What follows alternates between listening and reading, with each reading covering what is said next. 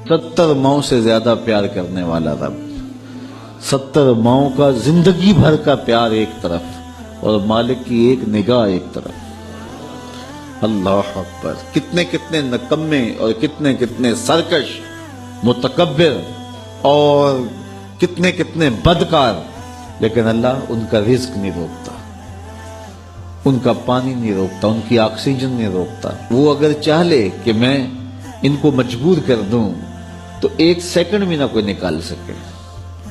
انسان اتنا مجبور ہے۔ شیخ سعدی فرماتے ہیں اندر والا سانس باہر نہ آئے تو بندہ کیا کر سکتا ہے؟ باہر والا سانس اندر نہ جا سکے تو بندہ کیا کرتا ہے؟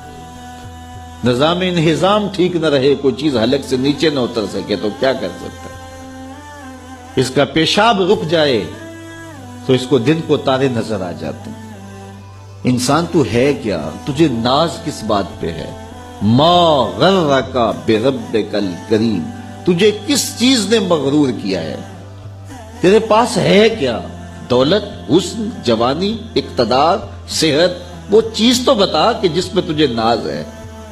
اس کی توفیق کے بغیر تو ایک قدم نہیں چل سکتا، تو سانس نہیں لے سکتا، تو پھر ناز کس بات پہ، غرور کس بات پہ ہے؟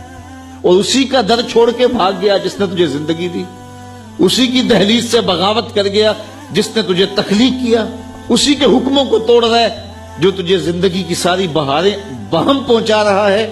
5 مرتبہ آواز آتی تھی، حی علی الصلاۃ، حی علی الفلاح، آجا نیکی کی طرف، تو نے کبھی پرواہ نہیں کی۔ لیکن صبح جب اٹھتا ہے تیرا رزق بند نہیں ہوا ہوتا، تجھے ناشتہ اسی طرح ملتا ہے، تجھے آکسیجن تازہ ملتی ہے، تجھے نعمتیں نصیب ہوتی ہیں۔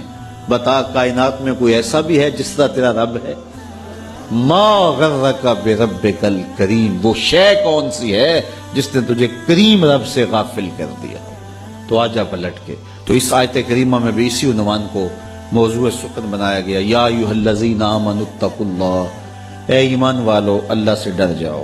اللہ سے ڈرنا اس مفہوم میں ہے کہ بندہ ڈرتا ہے کہ مالک کہیں ناراض نہ ہو جائے۔